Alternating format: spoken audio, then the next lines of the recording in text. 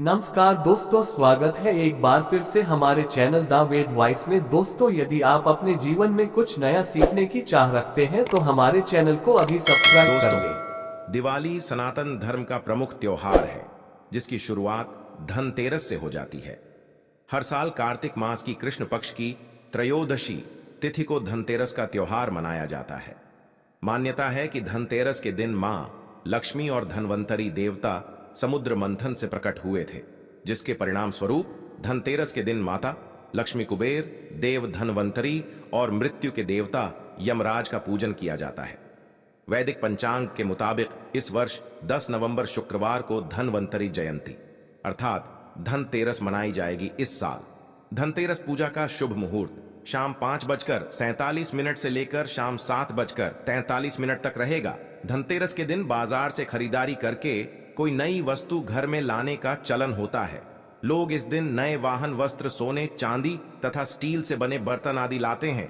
लेकिन दोस्तों, अगर आप धनतेरस के दिन मोर पंख लेकर अपने घर पर आते हैं और इसे एक विशिष्ट दिशा में विशिष्ट स्थान पर रखते हैं तो आपको इसके बहुत ही शुभ परिणाम देखने को मिल सकते हैं। यह मोर पंख आपके भाग्य को प्रबल बना देंगे, आपकी दरिद्रता को पूरी तरह से समाप्त करके आपको धन संपत्ति प्रदान कर सकते हैं। मोर पंख को धनतेरस के दिन लाना बहुत ही शुभ माना जाता है और खासकर माता लक्ष्मी को मोर पंख सबसे अधिक प्रिय होता है। अगर आप इसे लाकर अपने घर में स्थान देते हैं तो मां लक्ष्मी की कृपा आपको प्राप्त होगी। दोस्तों, वास्तुशास्त्र में मोर पंख का बहुत अधिक महत्व होता है। वास्तुशास्त्र के अनुसार मोर पंख का घर में होना बहुत शुभ होता है। यह जिस स्थान पर भी होता है वहां की नकारात्मक ऊर्जा को नष्ट कर देता है। शास्त्रों में मोरपंख को सुख समृद्धि का प्रतीक माना जाता है। यह अत्यंत चमत्कारिक होने के साथ ही घर के वास्तु दोषों को भी कम करने में सहायक है। लेकिन वास्तुशास्त्र में मोर पंख को घर में रखने के नियम बताए गए हैं। मोर पंख घर में रखते समय इन नियमों का पालन अवश्य करना चाहिए, तभी इसका सकारात्मक प्रभाव देखने को मिलता है। वास्तुशास्त्र में मोर पंख को रखने की सही दिशा और स्थान के बारे में बताया गया है। अगर आप अपने घर में मोर पंख को उसके निश्चित स्थान और दिशा में रखते हैं तो यह घर के अंदर की नकारात्मक ऊर्जा को खत्म कर देता है। मोर पंख घर में रखने के बहुत से फायदे हैं, लेकिन धन संपत्ति के आकर्षण के लिए इसका सबसे अधिक उपयोग किया जाता है। अगर आपके घर में पैसे की तंगी है, धन का खर्च अधिक होता है, घर में पैसा नहीं आता है, तो आप अपने घर पर मोर पंख जरूर लेकर आएं और उसे सही दिशा में स्थापित करें। यह निश्चित ही आपके धन में वृद्धि करेगा। वास्तुशास्त्र में घर में कितने मोर पंख रखनी चाहिए, इसका रहस्य भी बताएं। क्या है, आइए जान लेते हैं। मोर पंख से जुड़े महत्वपूर्ण वास्तु नियम। दोस्तों, सबसे पहले हम जानते हैं मोर पंख के धार्मिक महत्व के बारे में। हमारी प्राचीन शास्त्रों में मोर पंख को इतना महत्व क्यों दिया जाता है? दोस्तों, हमारे प्राचीन पुराणों में मोर पंख को एक चमत्कारिक यंत्र माना गया है। इसका प्रयोग कई प्रकार की तांत्रिक क्रियाओं में भी किया जाता आ रहा है। साधनाओं में इसका प्रयोग करके सम्मोहन, शत्रुनाश तथा बुरी शक्तियां को नष्ट किया जाता था। इसके अलावा ज्योतिष विद्या में भी मोर पंख का प्रयोग किया जाता है। ज्योतिष शास्त्र में मोर पंख से जुड़े उपाय भी बताए गए हैं। आयुर्वेद आदि ग्रंथों में विविध व्याधियों तथा रोगों को न करने में भी मोर पंख सहायक होता है। मोर पंख घर से बुरी शक्तियां को दूर तो रखता ही है, साथ सर्प आदि विषैले जानवर मोर पंख के भय से घर में प्रवेश नहीं करते हैं। इसीलिए वन में निवास करने वाले लोग इसे अपने घर के पास रखते थे। मोर से जुड़ी पुराणों में कई कथाएं लिखी हुई हैं। पक्षी शास्त्र में मोर से जुड़ी एक कथा का वर्णन मिलता है। प्राचीन युग में संध्या नाम का एक असुर हुआ करता था। वह बहुत ही शक्तिशाली और बड़ा तपस्वी था। गुरु शुक्राचार्य से विद्या प्राप्त करके संध्या नाम का असुर देवताओं को अपना शत्रु मानने लगा था। उसने ब्रह्मदेव और भगवान शिव से वरदान प्राप्त किया और बहुत अधिक शक्तिशाली बन गया। उसके बाद उसने स्वर्ग पर आक्रमण किया और कई देवताओं को बंदी बना लिया। लेकिन उस असुर को पराजित करने के लिए देवताओं ने एक योजना बनाई और उसके लिए उन्होंने मोर की सहायता ली। सभी देवता और 9 ग्रह मोर के पंखों में विराजित हो गए, जिससे मोर बहुत ही अधिक शक्तिशाली बन गया और विशालकाय रूप धारण करके उस मोर ने संध्या असुर पर आक्रमण कर दिया। इस युद्ध में संध्या असुर का वध हो गया और देवताओं को उनका आधिपत्य फिर से प्राप्त हुआ। सभी देवताओं ने मोर की प्रशंसा की और उसे भी पूजनीय होने का वरदान दे दिया। तभी से मोर को बहुत ही पवित्र माना जाता है, जिससे स्थान पर भी मोर पंख होता है वहां पर 9 ग्रहों का अशुभ प्रभाव नहीं पड़ता है। दोस्तों, केवल ऋषि मुनि और देवता ही नहीं बल्कि भगवान श्री कृष्ण भी मोर की प्रशंसा करते हैं। भगवान श्री कृष्ण ने मोर की श्रेष्ठता का वर्णन किया है और उन्होंने मोर के पंख को अपने मुकुट में धारण करके मोर के श्रेष्ठ होने का प्रमाण भी दिया है। मोर पंख के बिना भगवान श्री कृष्ण कहीं पर भी नहीं जाते हैं। श्री कृष्ण कहते हैं, मोर शांति और प्रेम का प्रतीक है, मोर सुख समृद्धि का भी प्रतीक है। मोर का पंख मनुष्य की हर प्रकार की नकारात्मक शक्ति से रक्षा करता है। दोस्तों, मोर को विविध देवी देवताओं के प्रतीक के रूप में पुराणों में दिखाया गया है। मां लक्ष्मी देवी, सरस्वती, भगवान श्री गणेश, भगवान कार्तिकेय जी, ऐसे अनेक देवी देवताओं का संबंध मोर से जोड़कर दिखाया जाता है। मां लक्ष्मी धन संपत्ति ऐश्वर्य प्रदान करने वाली देवी हैं। मां लक्ष्मी को मोर पंख अत्यंत प्रिय है। मां लक्ष्मी के पास मोर पंख रखने से माता प्रसन्न होती है। माता सरस्वती का वाहन मोर है, इसीलिए विद्यार्थियों को अपने पास मोर पंख अवश्य रखना चाहिए। यदि आप घर में बांसुरी में मोर पंख डालकर अपने घर में रखते हैं तो इससे परिवार में सुख शांति का वातावरण निर्माण होता है। दोस्तों, हमारा घर एक मंदिर की तरह होता है। अगर इसमें रहने वाले सदस्य रोज आपस में झगड़ा करने लगे तो यह मंदिर कम युद्ध का मैदान अधिक लगने लगता है। घर में क्लेश और झगड़े होने के कई कारण हो सकते हैं, लेकिन सबसे बड़ा कारण होता है घर में नकारात्मक ऊर्जा का प्रवेश करना।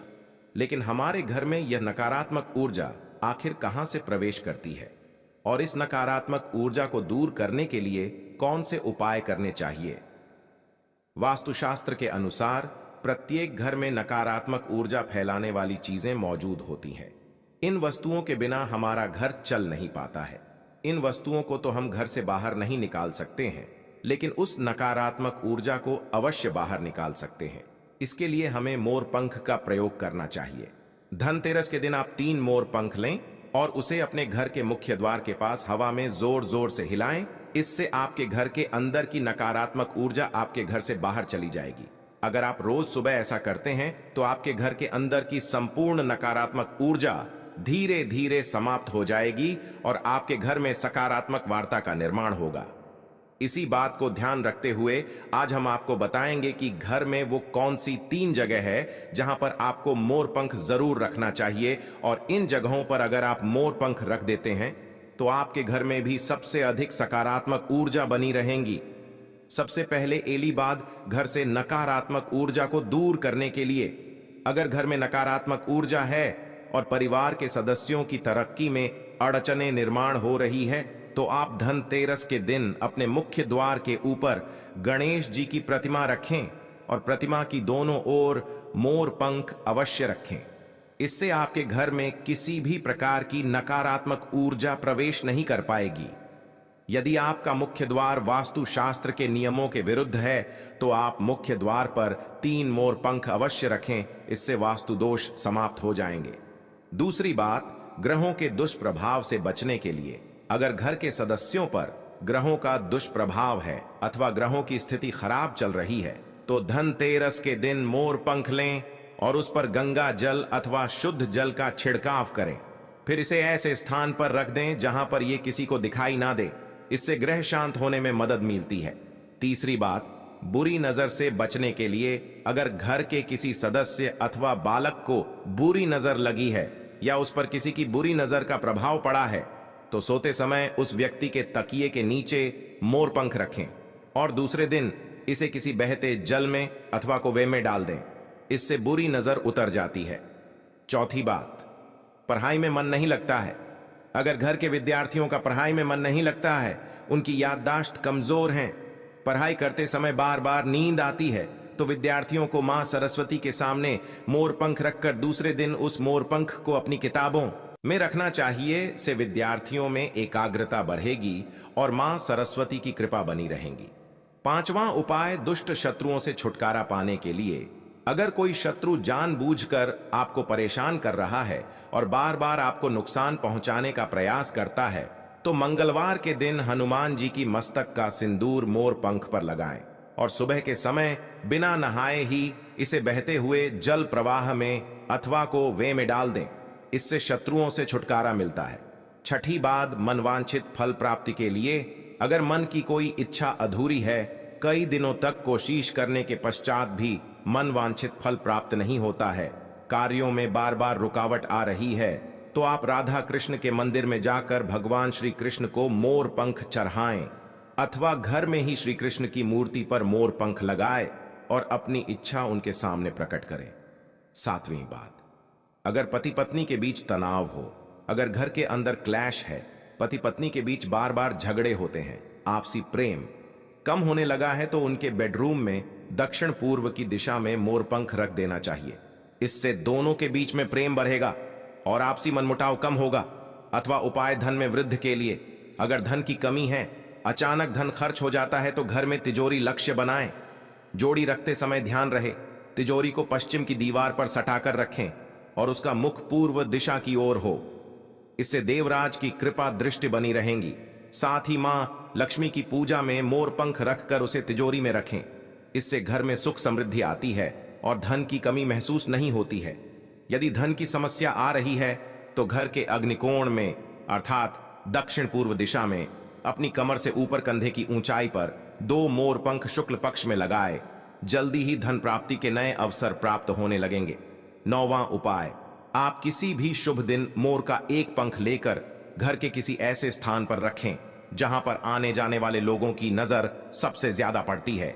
असल में मोर का पंख नकारात्मक ऊर्जा को अवशोषित करता है, इसलिए आपको इसको ऐसे स्थान पर लगाना चाहिए जहां यह सभी को नजर आए। मोर के पंख का ये उपाय न सिर्फ आपको बल्कि आपके घर के सदस्यों के जीवन में भी सुख और समृद्धि जरूर लेकर आएगा। तो दोस्तों, उम्मीद है आपको यह जानकारी अच्छी लगी होगी। वीडियो को लाइक जरूर करें और कमेंट में सच्चे दिल से जय श्री कृष्ण और जय मां लक्ष्मी अवश्य लिखें।